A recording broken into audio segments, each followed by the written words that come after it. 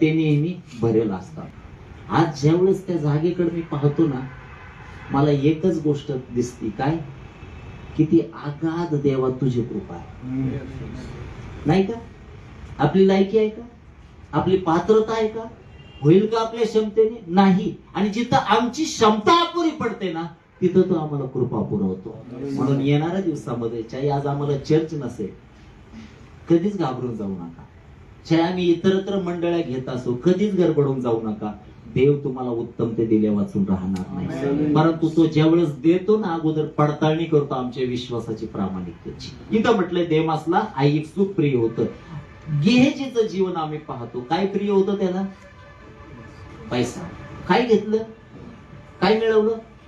Code मिळवले. कशासाठी? पुढच्या पिढीसाठी देखील. बरोबर आहे ना? मग जर आम्ही गेहजी सारखं जीवन जगतो आणि जर आम्ही मंडळीला लुटणारे आहोत,